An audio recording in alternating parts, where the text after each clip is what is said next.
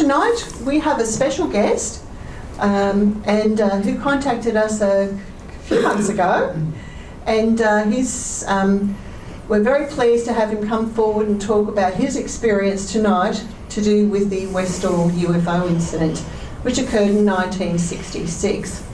And Derek is going to fill you in on all those details. And for those of you who aren't aware, anyone not aware of the Westall UFO incident, because not everybody is. Yeah, a few people don't know about it. Okay. Well, it's a very interesting case. It probably didn't come to our attention. It didn't come to our attention in the 60s very much. It wasn't until some time later. And there was a documentary made called the Westall UFO Incident. Who's seen that? Okay, so a few of you, that's good. Without any further ado, I would like to introduce our special guest who's come along to talk to you about his experience at Westall, Derek Weiss. So please make him welcome.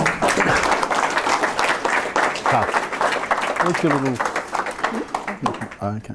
This one here, I'll just leave No worries, yep. And this is the first time Derek's spoken to a large group, so... Yeah. Well, firstly, I'd like to thank everybody taking the time of their life and coming here this evening. I'd also like to thank Cheryl and Barry for allowing me to come here this evening.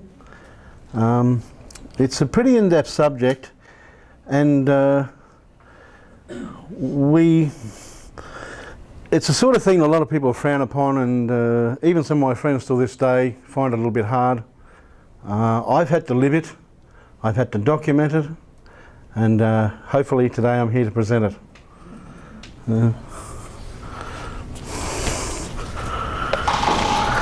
First thing I've got to say is, for all the books that you'll ever read in every library of the world, if you surf the net for the rest of your life, you will never get any closer to the essence of the truth as to what you are tonight.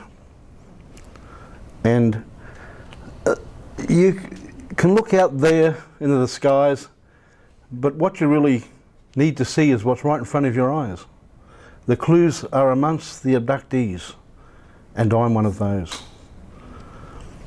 I was born in Victoria in 1960. Just a brief story as to who I am. My mother tried to commit suicide when I was 6 months. We were taken to the hospital and I was born at 6 months.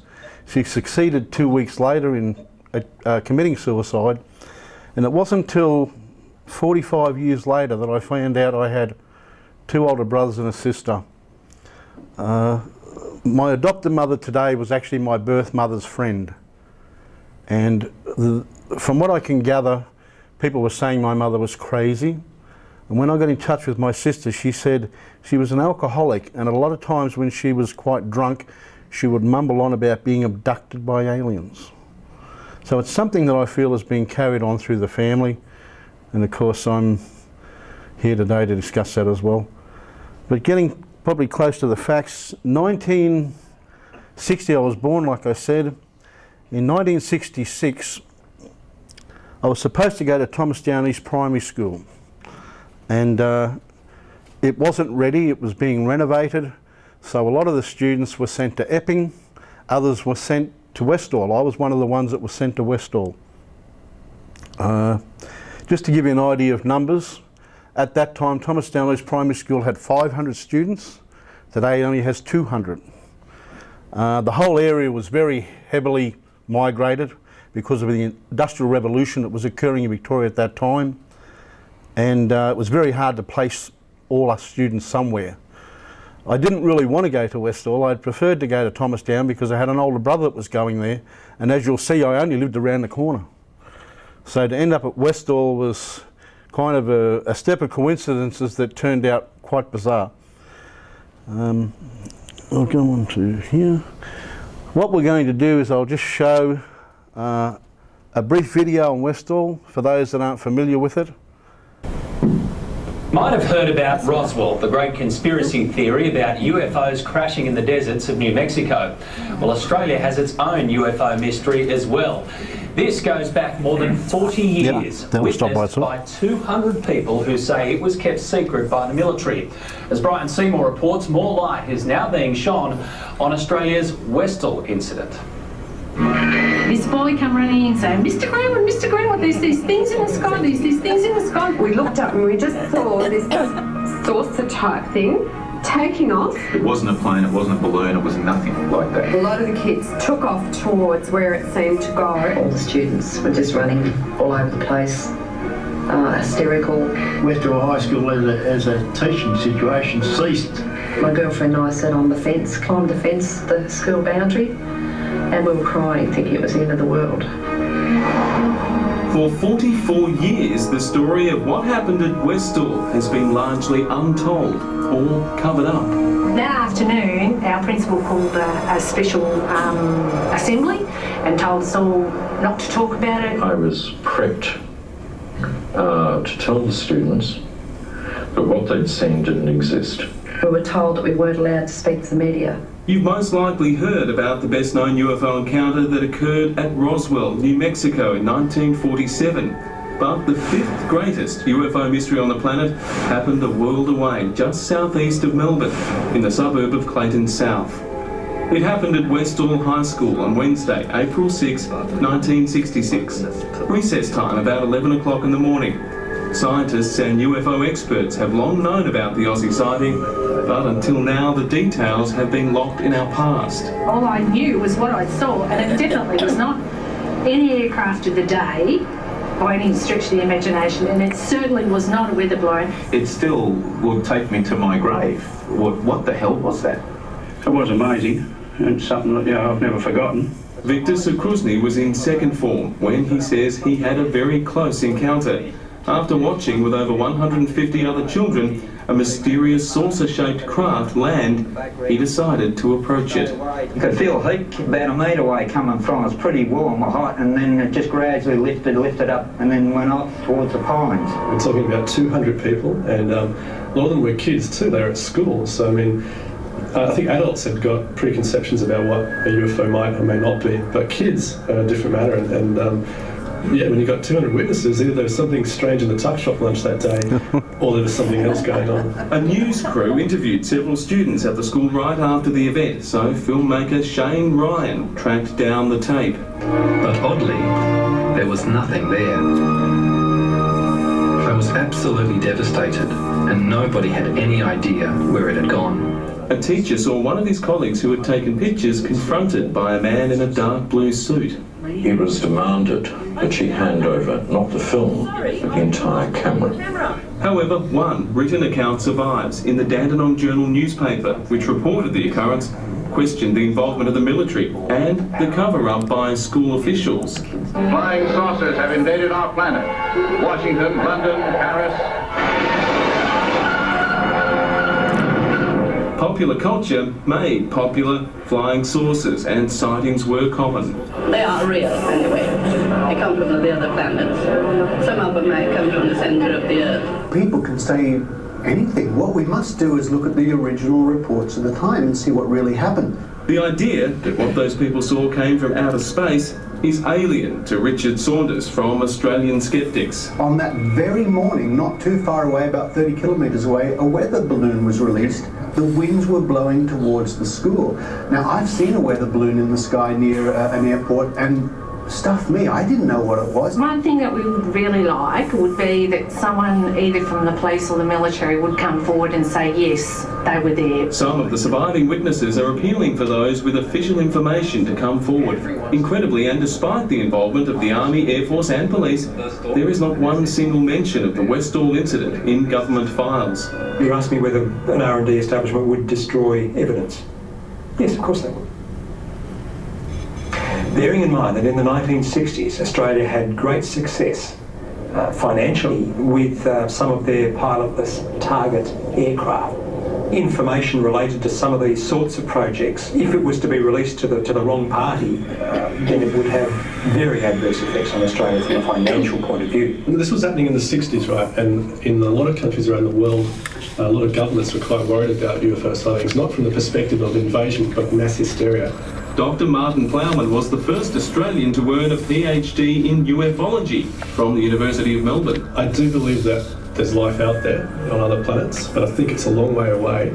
And whether it's actually coming here in spacecraft and taking people out of their bedrooms at night, I'm not sure about that, but I've got an open mind. Documentary maker Shane Ryan has an obsession with what occurred at Westall. He's pieced together what is known and recorded scores of interviews with those school children who are all now in their 50s and 60s. I looked up and I was facing the object in the sky, and I just thought, oh, somebody's got some way of projecting a film of something into the sky. I didn't believe that it was really happening. But my boss turned around and he saw it, and we stood there looking at it for several minutes. They crossed and walked down here to this corner. After a while, trucks turned up with, it looked like army trucks. I was called down to the headmaster's office, and there were two men in the headmaster's office, very well-dressed gentlemen in suits. They weren't introduced to me in person, and I don't know where they came from.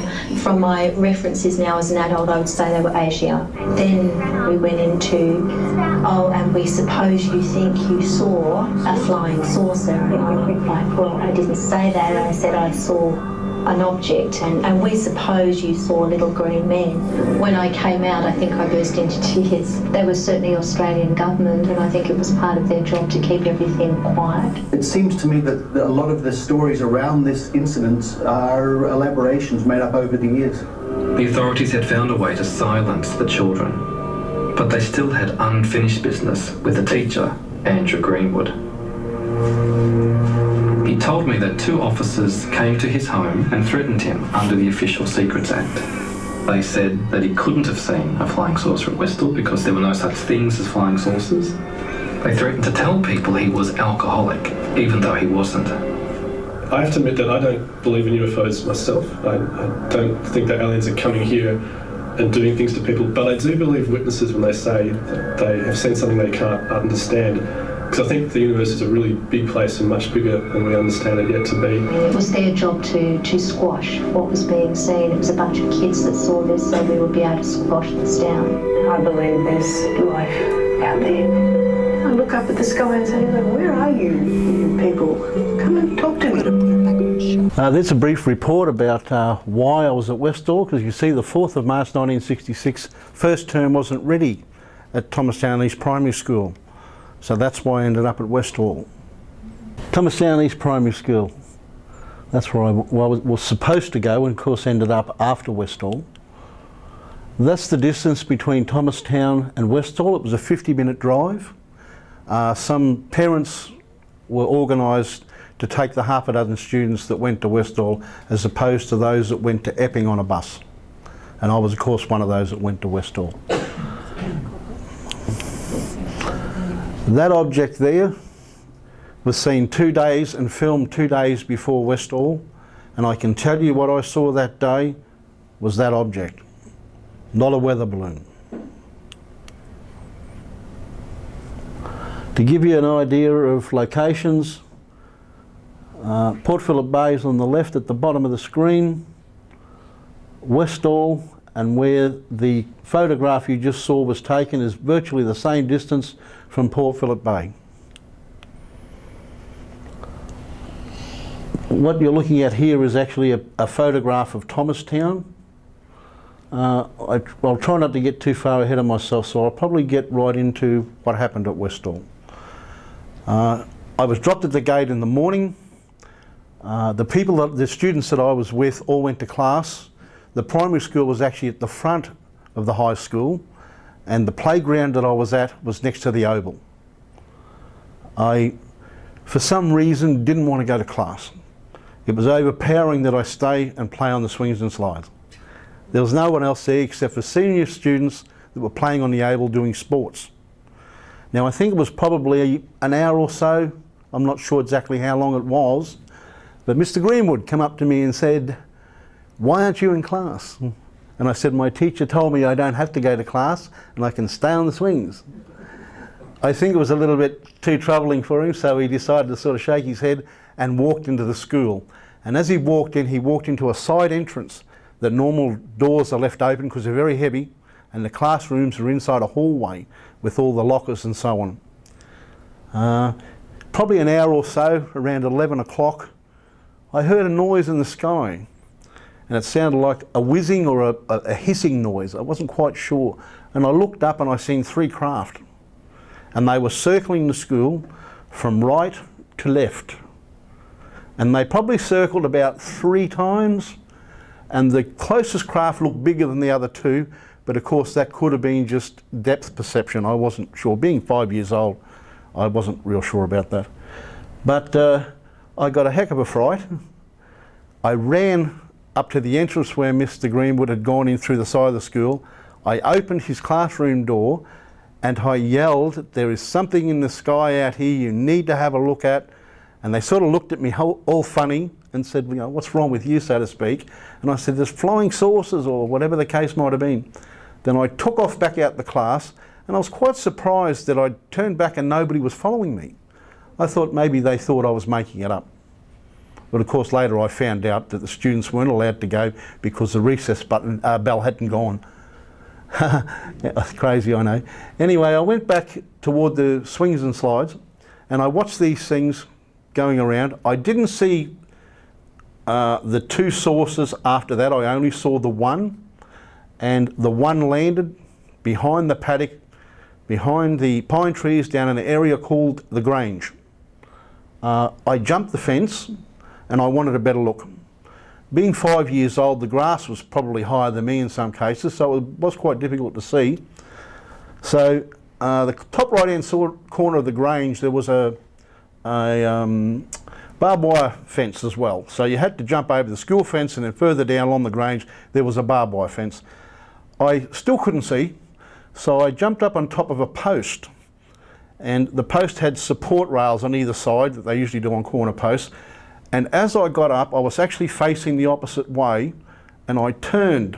And as I turned, I saw the craft probably 15 metres away, not very far. I saw a heat haze coming off it. I saw a door open up, and the door opened from the bottom and slid up to the top. Within a matter of seconds, 3 beings, or 3 robots at the time I called them, come out of this craft. They were floating and they come towards me very quickly. And they virtually stopped in front of the post I was standing on. And the guy in front, or the being in front, and the other 2 were back, virtually shaped like a triangle. I basically wanted to jump and get away because I was terrified, but I couldn't move. I was paralysed. I could see everything, I could hear everything, but I couldn't do anything. The next thing I know, I get this voice in my head. You have to come down from there, and you have to come down immediately. I'm not going down there. If you touch me, my daddy will get you. Within not very long, 10 or 15 seconds, this front being touched an emblem on his chest, and I fainted. They turned and headed straight back to the craft as fast as they had left it, and it started to levitate and eventually took off. Of course, it came up off the ground, swung at an angle, and whoosh, it was gone. I walked over to the landing site, and by that time there was students everywhere. They were milling around. Several of us were actually walking on the landing area, having a look at it, and it looked like flattened carpet. Now the beings, or the aliens themselves, were very short, about my height, being 5 years old. They were very spindly and thin. They were browny grey. They had black almond-shaped eyes, and they wore tight black suits with a cape and a hood. You could still see their hair under the hood. It was black, and it was very wiry. It was very horrible, like someone hadn't washed their hair for a long time. They didn't have a mouth as such, more so a slit, very small nose, and you could only just see a feint of ears. I don't think the ears were very predominant. And again, the guy in the front was the only one that, oh sorry, they also had a belt, a loose fitting belt around their waist with some type of buckle on the front. And I got the impression the guy in front was basically in charge. Anyway, they were pretty ugly. They didn't look anything like human beings whatsoever. And even as a 5-year-old child, I knew that immediately. It doesn't take a scholar to work that out. They had the ability to talk to me through ESP. I never heard any words. And again, like I said, I passed out. I basically fainted, fell onto the ground, and immediately got up. As I got up, like I said, I seen them leave. Every student was there milling around. And then a few minutes later, a teacher said that we all had to go back to the Oval. So we headed back up to the top of the Oval. By the time I got there, there was pandemonium. There were students all over the Oval, there were teachers everywhere, and there was 2 military vehicles that pulled up and soldiers were getting out. There was also 2 jeeps and an ambulance. I later, of course, found out that the ambulance was taking one of the young girls away that had passed out or fainted or something and wasn't very well and was never seen again. I have a feeling that the little triangular emblem on this guy's chest was what was responsible for knocking me out. And as they'd gone back toward the craft, they seen other students coming down through the grass and they hit that first girl that was on her way there. Hence the reason why she was taken away in an ambulance. I feel that they never got a good shot off on me, so that's why I was only temporarily knocked out. Of course, we were all gathered in the Oval and told to go back to class, not to talk about it. The afternoon went by and we were again assembled, and as you saw, the principal was saying, you know, what you saw wasn't true, it was a military secret, you're not to discuss it, blah, blah, blah. That afternoon I actually went back, we were picked up early, I went back home and I never returned to Westall again. Yeah, so this is Thomastown and this is where I lived. Westall happened on the 6th, this is around the 10th of April. So it was only a matter of 4 days or so. My father insisted I don't talk about it. He had only just left the Navy and he gave me $10 to go to the shop that afternoon to buy lollies, and as a 5-year-old I thought $10 was heaven. So of course I walked, that's my house right there. I jumped that fence and I walked up through here, and that's the shops. There's Thomastown East Primary School, right there. So it wasn't very far away. This was of an evening, it was dark. I bought lollies from the shop there, and of course none of this infrastructure was here. And if you'll notice, power lines, exactly the same as what ran up the side of Westall. My theory as to why they do it there is because it has an ability to mess with what they call synthetic aperture radar. And I don't know if any of you are familiar with that. Anyone? Okay, so you're in for a surprise. All right, now, again, 4 days later of a night time, and I got across the road and I got to about here. And I saw something up here that I wasn't quite sure of.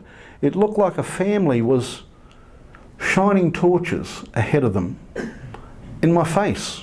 I couldn't see a damn thing. And I started running. And as I got to there, couldn't move. Paralysed again. Turned to the left, right there, and here was the same craft with 3 beings waiting for me. Abducted again, and I don't know if you can see it there, but there's actually still to this day a landing mark.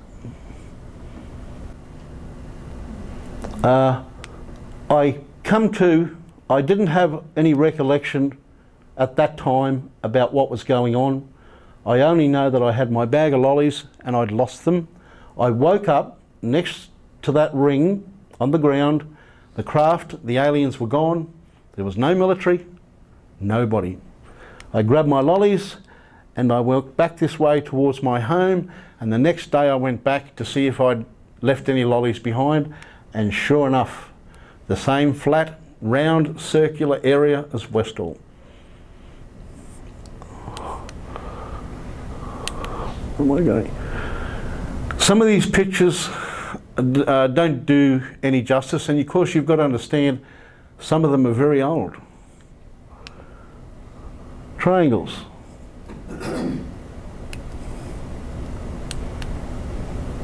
On my legs, I have approximately 10 triangles on my body. Some of them are on my elbows, some of them are on my thighs, some of them are on my inner legs. I actually have them both on my elbows. And if you think about it, if you're somewhere and someone's shining a light at you, what's the first thing you do? Put your hand up like that to shield yourself from the light. They hit me there, and that's how they paralysed me. There you go. There's a bit of a close-up one there. You can see them there.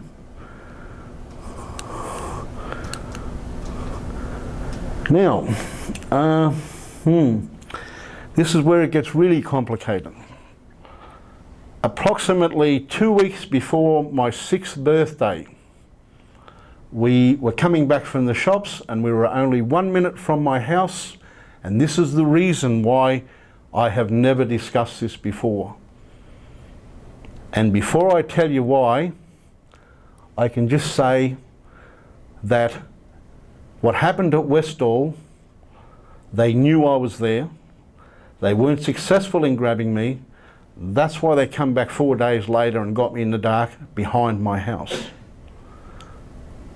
They never let me alone. This has gone on all my life. And if you have a look at this photo, and this is getting up into closer to the year 2000, that's my bedroom. That's where I live, right there. And that's my neighbour's property. Have a look here. Look familiar? Another landing site. The thing about this one was, the neighbours had a clothesline. You can see it just there. We got up in the morning and the clothesline was bent up like a pretzel. They come and asked me if I knew anything about it. Of course I didn't. And that's when they abducted me in 2004. A week before, a cigar-shaped object came over my house silently. I had a voice in my head say, "You have to put your rubbish outside." So I did, and I noticed it. That night, 6 minutes past 1 in the morning, they come through my wall. I know it was 6 minutes past 1 because my power had gone off and my side bed light was flashing, and my clock was flashing at 6 minutes past 1. Again, same creatures, paralysed, taken out to a craft. When they abducted me in Thomastown and they took me on board, they put a pallet-sized object up my nose. My nose was bleeding profusely. I didn't know why.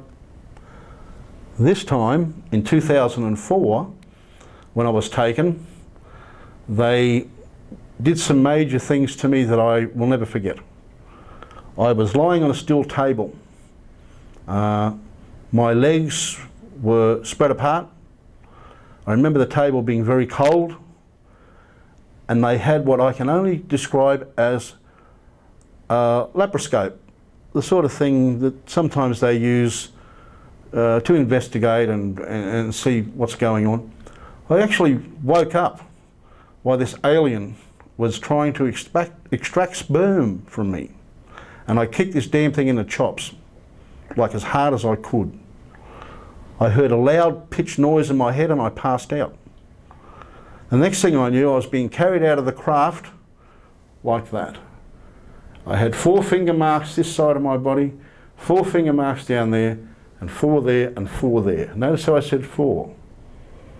They have 4 fingers, no thumb. As I got toward the doorway, they stopped. And I heard that same voice in my head say, "Look down there." And I looked to a different level of the craft, and here were 4 people standing there, military, all not being able to move. And the voice said, "They're watching you." And then I was taken out, and of course I woke up at home in my bed. I was trying to talk to these 4 people. One was a little bit taller than me. The next guy was somewhat taller again, and the third guy was 6 foot, and the 4th guy was very short. When I first saw them, I thought, oh, they've got pyjamas on. And then I realised, no, they haven't. They've got fatigues on. And I didn't remember any of this for many years, and now I'm going to tell you why. Like I said, it was only a matter of weeks before my birthday. We were coming back from the shops. We were in a car accident. I was in a coma at Panch Hospital for 3 months. When I woke up, I had no recollection of Westall, no recollection of Thomastown, nothing. It just was not there. 2004, when they abducted me again, and the scenario I'm talking about from my house here, I had total recall. More so than you'd ever imagine, because then I remember heaven as well. I remember how I got there, and I remember how I came back. When I was in a coma, they abducted me again. My parents said to me, "We didn't expect you to live. We were thinking of turning it off." And the day we thought of that was when you came back. And the reason why it's so astounding is because I was in a coma. I was unconscious. How could I remember that? And yet I did. The recall seemed to be quite broad. Again, in my bed, blood on the sheets, it was all dry. At the time I was working at the local meatworks, and I went to work and my boss said, "You look like crap. Why don't you go home?" So I did. All that day I was passing blood, raw blood, to the point where I could hardly walk. I had no strength. I went to my doctor. He said, "You've got piles." My girlfriend at the time said, "I think we need a second opinion," because I just passed a blood clot the size of a golf ball. Her doctor said, "I suggest you go to the Ipswich Hospital immediately." I did. They had me in surgery within half an hour. They operated on me. I stayed in overnight, and they let me go home the next day. Again, which is pretty odd, the surgeon rang me, and he said, "Do you have any idea of how that could have happened to you?" And I said, "No." And he said, "Because you had a 40-centimetre cut in your colon. It wasn't a tear, it was a cut, a very straight cut, very easy to sew, unlike a tear. But if you hadn't have come in here and you'd gone home, you wouldn't be here today." This is all documented. Ipswich Hospital still has those records. That's the front of my house, from where I was abducted in 2004. Again, power lines here, I lived here.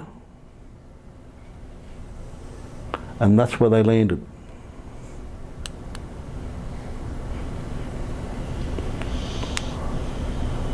.11 by 7mm is on the stem of my brain. They don't know what it is. I've had several scans to try and determine what it is. It's still there. I know what it is. They put it in behind my ear here, and I still have the scar, and they sat it in the stem of my brain there at the same time that they were trying to extract sperm. And there's the proof. Now, for some people that aren't familiar with Westall, Moorabbin Airport is 15 minutes away. Not very far. So now I'm going to read something to you. 5 light aircraft arrived within 15 minutes after the first sighting of a UFO flying over Westall, as well as the arrival 10 minutes later of 2 personal troop carriers and 2 military jeeps and an ambulance. They were dispatched from Moorabbin Airport 15 minutes away. 5 Cessna aircraft, 172 aircraft equipped with synthetic aperture radar, or SAR for short. This what dispels the balloon theory, and this is a fact. You can look it up yourself on the internet. These aircraft were equipped, like I said, with SAR. They used antenna to pick up radio waves that were fired at the terrain below, bouncing back or echo, then picked up by an air 2 or 3-dimensional image, a Werner array. That's why so many planes, better images. If the UFO was a military owned, and then why would they fly it so close to a suburban environment, especially a school? An interesting article about a UFO tracked on beam radar on the 3rd of April 1966, just days before Westall.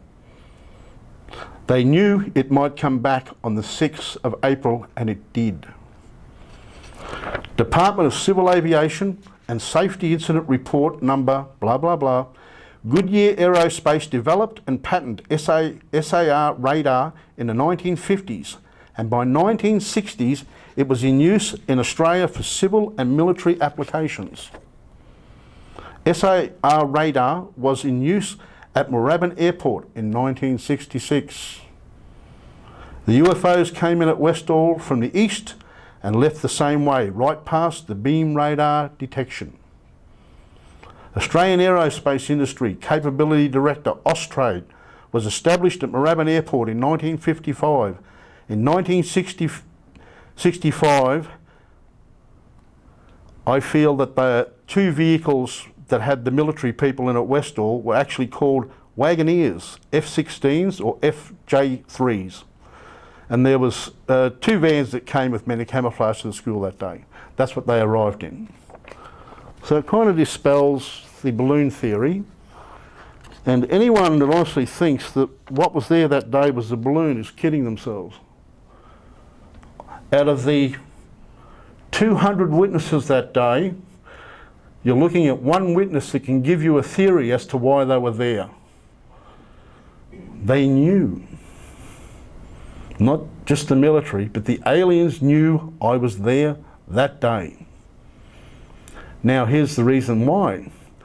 If you've ever read much on the UFO subject, you know it has something to do with death. It's being hinted on all the time.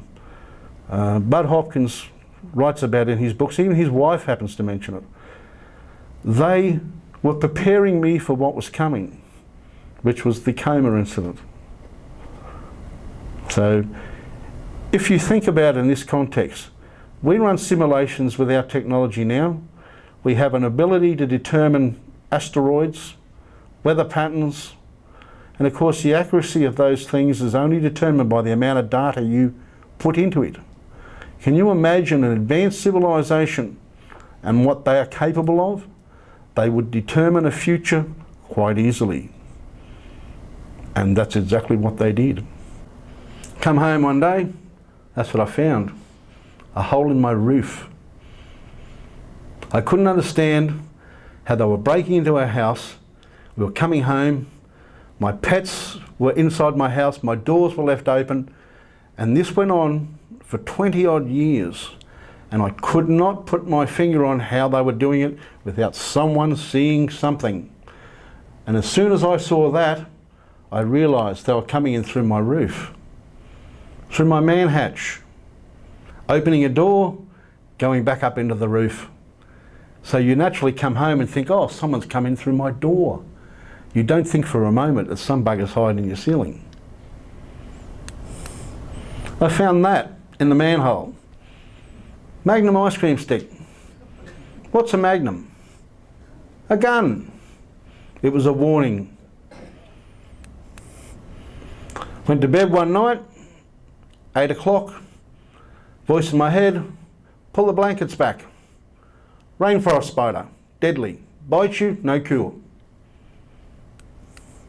They were getting in through the garage, which was remote, and they were using a universal remote to do it, hence all the marks. There you go, hatch. This is 5 different houses that these things have been happening to, and it's happening at the one we live at now. Surveillance system that I had put in my house They spent $10,000 on cameras and surveillance systems. That's how they got around it. Pretty bad soldering, don't you think? That's brand new. That doesn't happen to brand new equipment. Now I'm going to tell you something else. I was a contractor at the meatworks, and I was a mowing contractor. Another guy that I worked with was a bobcat contractor. We weren't necessarily socially friends, but we were social workmates. I went to his house one evening, and his daughter came to the door, and she looked at me and she said, "I'm going away soon." And I said, "Yeah, I know, your parents are getting married this weekend at the Gold Coast." And she said, "No, not there. You know, you've been there." And I looked at her and I said, "Been where?" "Oh, you know, the little people told me." I said, "The little people?" And I thought she had a wild imagination, didn't take much more notice of it, and walked inside, had a drink, had a barbecue with my friends, went home. Now I'll read this to you. A child had drowned in a pool at the Gold Coast Holiday Apartments yesterday. Was due to celebrate her parents' wedding yesterday. The grief-stricken family called off the wedding after the 4-year-old girl died while swimming in the pool in Burleigh Palms Resort.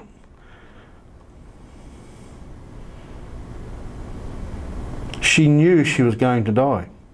She was quite happy about it. She was actually smiling.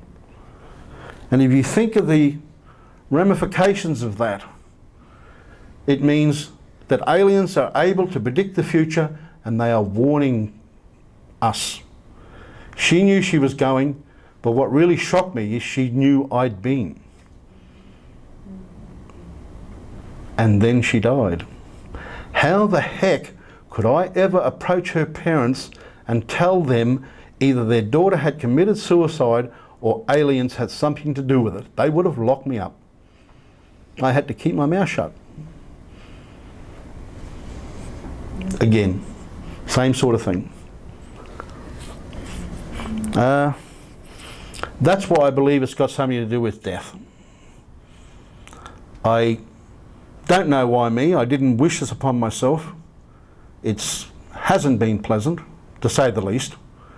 As far as the alien abductions are concerned, I could handle that. It doesn't worry me. But it's what our own has been doing to us that really did worry me. They virtually killed one of my dogs. They would break into the house and not take anything of value. It's usually only small things.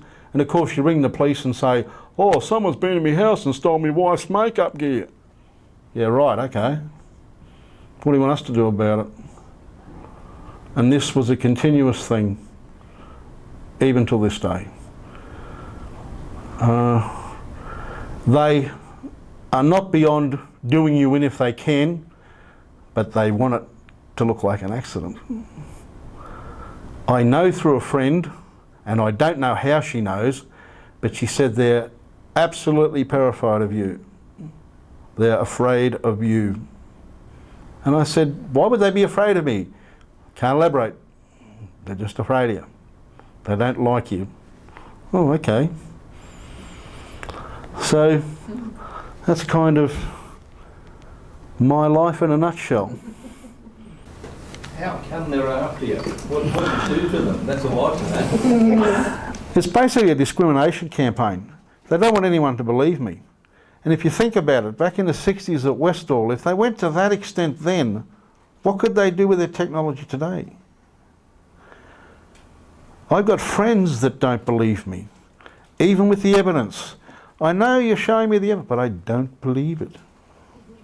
Yes? But I don't understand, this is the first time you've spoken to a large group. Yes. You started doing this now. I had a couple of strokes, and I said to my wife, if anything would have happened to me, and no one would ever know. Nobody. So it sort of compelled me to come forward. I didn't really want to. I didn't want the attention.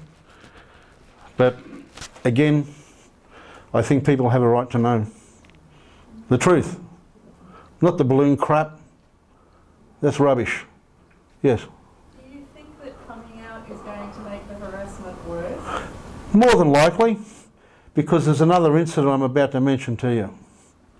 I was lying in my bed, minding my own business, went to sleep, woke up in the morning. Again, I have medical proof. Ligament in my shoulder was torn, and found a tracking device in my hand. It's still there. Right there. RFID tracker. The military put them in soldiers when they go on manoeuvres to keep track of them. It's giving off a signal that's detectable. I've had it checked out. I'm getting all sorts of quandaries as to what it could be. But again, I read how no medical establishment will touch it or remove it, and that's correct. Sorry, yeah. Thanks for coming out tonight. It takes a lot of courage to do this. Yes. Has anyone else in your family had any sort of encounters or incidents? No. No. I've got an older son. Him and I are very close. He was 25 years old and he rang me up and he crying. And he said, "Dad, who the hell are these people? We come back from your house and all the kids' toys are lined up in the hallway. I sealed my computer room. I put security guards on my computer, basically security to stop people from tampering with it. They got around it easily." I haven't spoke to my son and I haven't seen him for 4.5 years. It frightened him that much that he wiped me.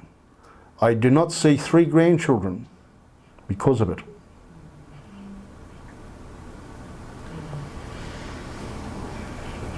These people are pretty serious and they have unlimited pockets. They have an ability to do things to you directly. Even my wife probably thought she'd married a crazy guy. Of course, until we'd been together for some years and she started to realise there's really something in this. I don't think my husband's making this up. And she's seen it for herself. Any more questions? Yes. Did you get in contact with any of the other witnesses from that day, since that time? In Westall you're talking about? Yeah. No, because I never remembered it till I turned 44. I had no recollection, no idea. And I haven't been back to Victoria as I've become an adult.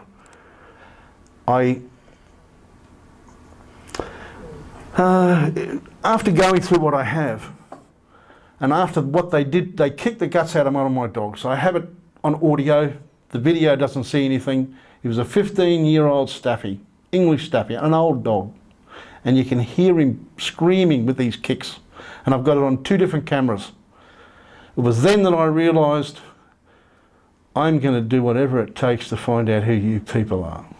And that's what I've done. So, that means you recovered the memories at that age? Yes. Does that include your abduction experiences? Yes, everything.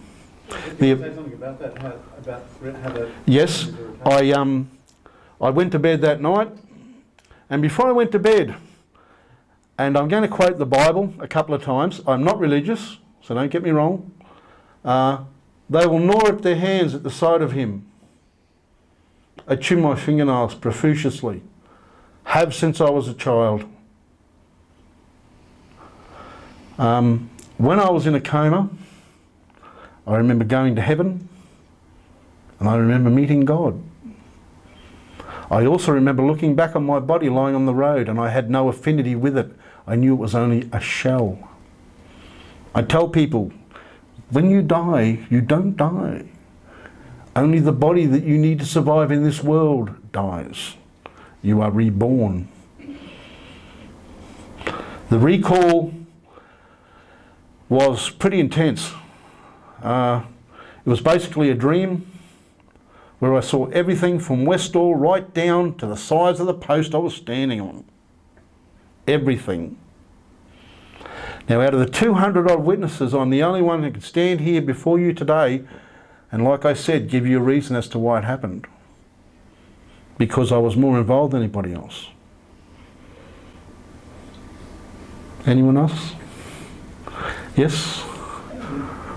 With with the thing in your hand, I mean, the people who had been abducted by aliens, you know, they had them in their, you know, in the nose, they're in the ear and in the thigh, and they've had them cut out. Yep. And some of them, the things have been just like a bit of crystal, and yet, so I mean, is there much difference in what you got for an alien abductee home monitor device? Well, I'm not sure where the aliens have ever put a tracking device in me. I don't feel that they really need to go to that much trouble. I think they have an ability to pick up your electromagnetic frequency. The reason why the military put that in my hand is because it's easy to monitor me when I have my mobile phone on me or when I'm in my car. But what do you do when I walk away from all that? How do you know where I am? How do you know what I'm doing? Yeah. I know with Betty and Barney Hill, they learn a lot under hypnosis. Yep. Is that something that you've ever considered? Yes, very much so. Very much so. The hard part about that, and hopefully getting involved the way I have been, is I'll get in touch with the right person that's capable of doing that. That would be very interesting because I know that is a useful tool. From what I can gather, Westall, I didn't really get too much as far as premonitions there, but that'll come later. They said to me, we're preparing you. And that was prior to my accident and prior to going in a coma. They knew it was going to happen before I did. I also had the classic scoop marks on my calf muscles. Anyone familiar with the scoop marks? Do you know why they do it? It's all got to do with your immune system. If they're going to put a tracking device in you, it's got to be accepted by your immune system or it'll simply flare up and become infected. If it's covered or coated with your own DNA, your body accepts it. Make sense? Yes? Do you think the purpose of the aliens contacting you so specifically is so that one day you will go public as you are now? Yes, I think that was their whole intentions. Why would they on the craft point these people out and say they're watching you? That also tells me that the military aren't in close cahoots as they try to make out. Why would you do it? Yes, sir. Knowing that your mothers had the experiences, your both mothers had the experiences you had, do you think there's a hereditary link between targeted? Definitely, definitely. Why that is? No, I don't. I don't know why, but I know when you hear stories about people that say it's been happening all their life, it's been happening in their families all their life, generation after generation. Yes? Well, you've been tagged and released, haven't you? Yes, that's correct, that's correct. The thing here is that the woman gave you a clue to say they're frightened of you. Yes. So you've got some gifts there that are laying dormant and latent that needs to be awakened. So there must be a switch. You don't realise how powerful your mind is that could actually go and ask to switch that on, and then you will be the weapon or whatever they want. Well, I tell you what happened. I kneeled on the floor and I prayed for the first time in my life. And my words were, "Oh Lord, why do I bite my fingernails?" That night, whoosh, Westall, Thomastown, the whole lot, like a film, came flooding back immediately. So you've got to ask for the gift of asking the right question. If I didn't ask, I wouldn't have got it. Exactly right. So now you keep on asking, don't you? Yes. Ask in my name and I shall give it to you. Right, so it sounds to me like these guys have been around for a while. I'm talking about our extraterrestrial friends. And so like there's an experience of saying 7 generations that goes through the whole family. So you could be either in the middle of that 7 generations or you could be the end of the 7 generations. Well, that could be the case. My theory on the whole thing is this. An advanced civilization, and if you think about it in this context, is very parallel to the human race. You produce artificial intelligence, which is the road we're going down today. Sooner or later, your artificial intelligence outgrows you. You become an extinct fossil. The original clones, or the original beings that created the clones or the artificial intelligence, died out. Many thousands of years had gone past.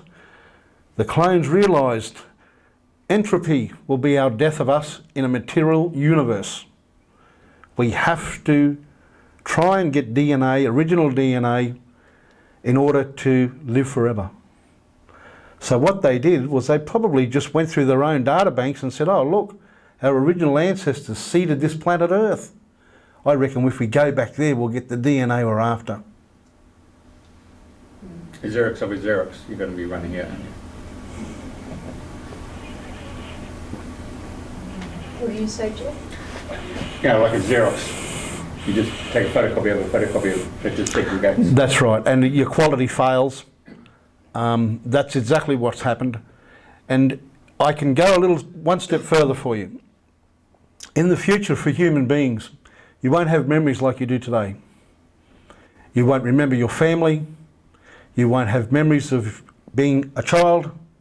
And the reason why is because your spirit will be put into an artificial entity. Those in the ground of dust that are asleep will wake up.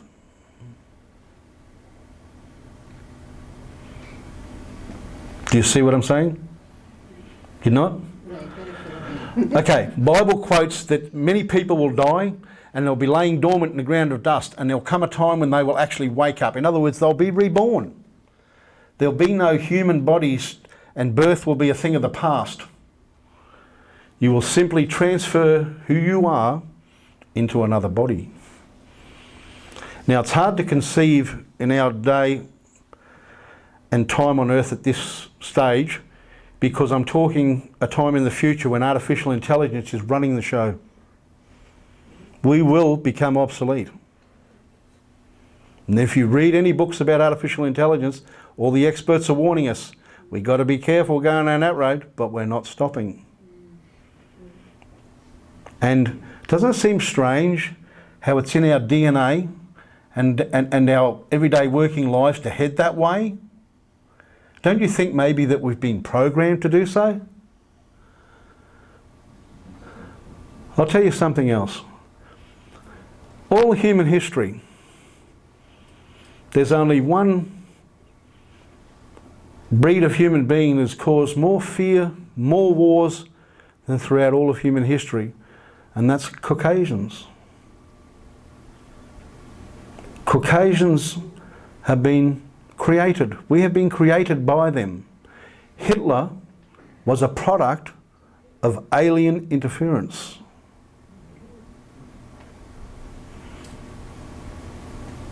Gets pretty deep, huh? Yes. Are you still having abduction experience? Are you still having abduction experience? Yes. About 3 months ago, my wife was asleep. I got up, it was 1 o'clock in the morning. I made a cup of coffee and there was a good documentary about to start on television. I put my coffee on the dining room table, went to the toilet, come out, my coffee was cold, the program was finished, and it was 3 o'clock in the morning. I didn't remember a damn thing. Well, what about the video in your home when you... I didn't have any cameras inside my house at that stage. They were all focused outside. Like I said, initially I thought it was coming from out there, and then I said I brought the cameras in and realised it was inside. So do you think then that the tracker in your hand is not about tracking you so much as that they want to find where you're being taken? Yes, and of course it's not me they're interested in. I'm only the vessel. I'm only the lab rat. They're interested in the people that are taking me. Hence the reason they were watching me when I was abducted. They already knew, and they have known since Westall. Now I'll tell you something else. My father left the Navy a year before. He said to me that day when I come home from Westall, you're not to talk about this. I know you want to talk to your friends, I know you want to tell them, but I think you're best not to. My older brother pulled me aside that day and asked me exactly what had happened, and I told him. And he seemed pretty okay about it. He said, gee, that's amazing, you know. 2 days later, we had two gentlemen pull up at the front of our house in a shiny, clean, black Dodge. They got out, they had dark suits on, they weren't Navy because I'd seen them come to our house before to talk to my father, and they were all friends. These guys were officials of some sort. They went inside, they spoke to my father. They were only there a few minutes and then they left. My father called me inside the house. He took me out into the backyard behind the barbecue, and I was 6 years old or 5 years old, whatever the case might be. And he said, "You are under no circumstances to talk to anybody about this. We could get into a lot of trouble if you do." My brother came to me later that day and he said, "Don't you dare tell anyone, you can get Dad into a lot of trouble." Apparently, according to my brother, my older brother, these two guys wanted to question me, wanted to ask me about Westall. My father insisted, "You are not interrogating my son. I will talk to him and I will assure you he will not say anything."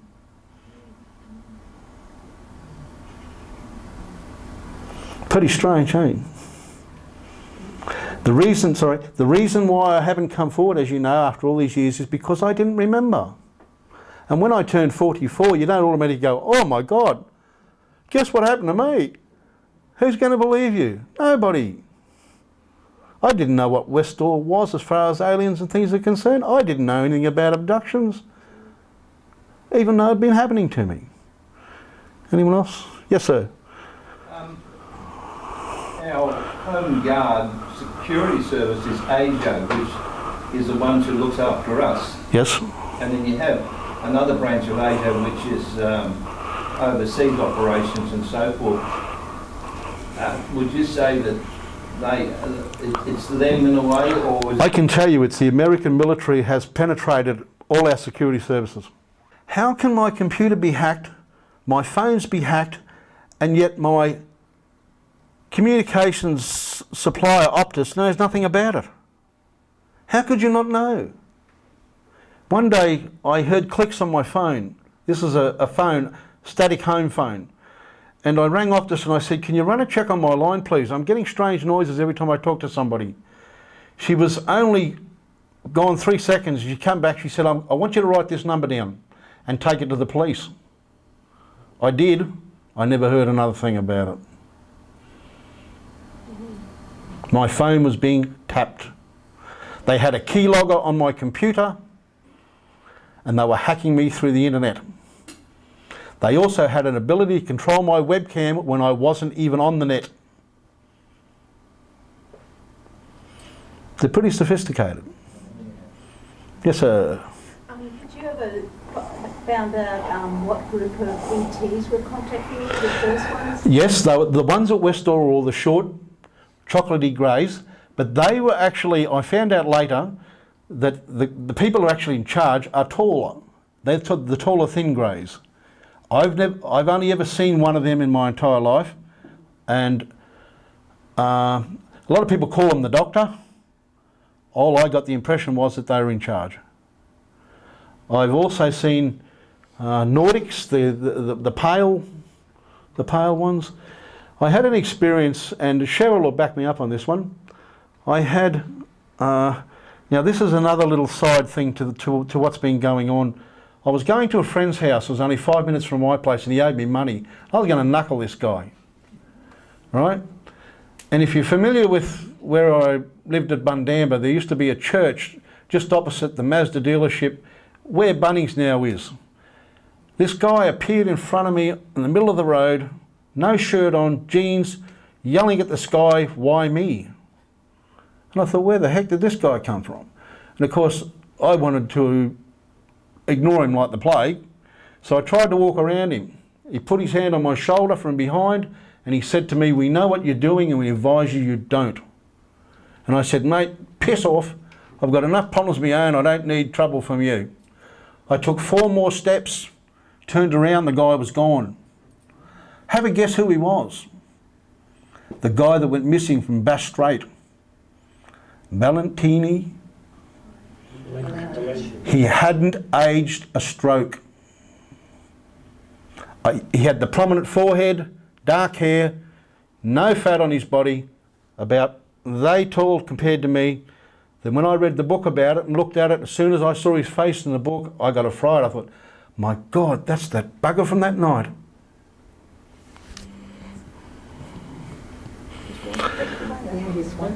He was abducted to serve them. That's why he disappeared and was never found. My experience with the light at the end of the tunnel and going to heaven, I was shot like a bullet out of a gun inside a UFO. I still remember vividly seeing the swirl of light and this tiny little pinprick off into the distance. And the closer I got, the bigger it got. And when I got there, there was, well, everything was golden and beautiful and so on and so forth. The light was all permeating.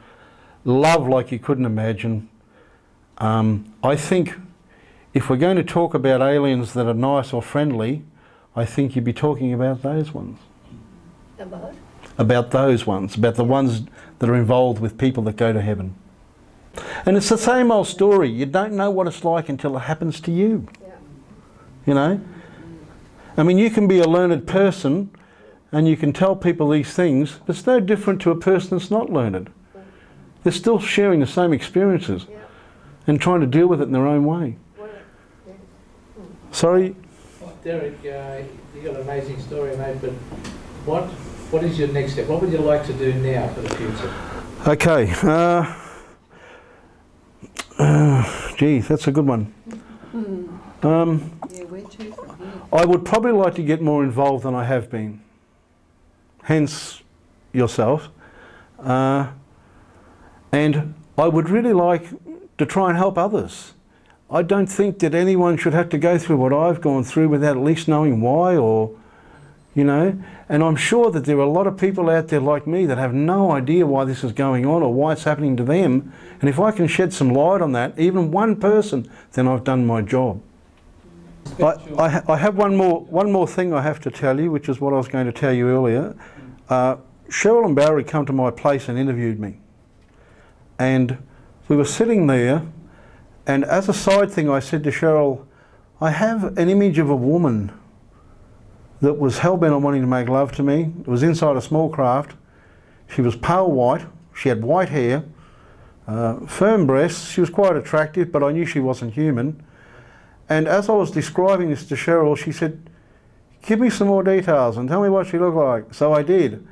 And then Cheryl shocked the crap out of me, because on her phone she showed me an artist impression of what this woman looked like, and it was the same one. And that was from the Peter Curry case. I don't know if any of you know Peter Curry. The Hair of the Alien. The Hair of the book by Bill Chalker, Hair of the Alien. Yeah. Those who don't, it was about, he had an experience where this alien appeared, he had sex with her, and when she left, a hair was left wrapped around his male parts, and there was DNA testing done on that, which revealed that the hair was, it was, help me here, someone who's read it, Black hair, Asian, black. It was, there was something very, very, very rare about it. I've quite forgotten it at the moment. Was it clear? Or was yeah, it might have been light. No, I'm trying to think. There was a place in China. Yeah, it was Asian. Blonde hair, blue-eyed Asians. Yes, and very rare. From that there, and I mentioned to Bill Chalker who did the DNA that the Celtic race and the Romans explored right through China years ago. So is he getting it mixed up with that? It was very strange because her head would tilt like this, like a praying mantis. That's what it reminded me of. Well, the dogs you get in the back of your car where the head wobbles around like that. The whole affair was one big put-off. I didn't like it at all. So I'll tell you something else that might shed a little bit of light of what happened to me. When I died, I was out of my body, like I said, and I was basically a realm of light, like a photon, and a being was standing next to me. And I looked out, and I could see the ambulance. I could see my mother never got out of the car. She never moved. My father picked me up off the road. I could see everything going on, and as I looked into the distance, it wasn't very far away, I could see all these people in the shadows. And I said to this being of light, I said, well, what's wrong with these people? What are they all hiding in the shadows for? They're afraid of being judged. That's why they're not entering the light.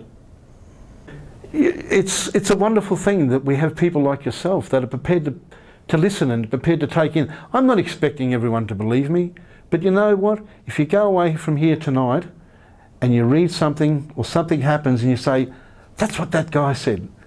Well, that's good. All right, thank you.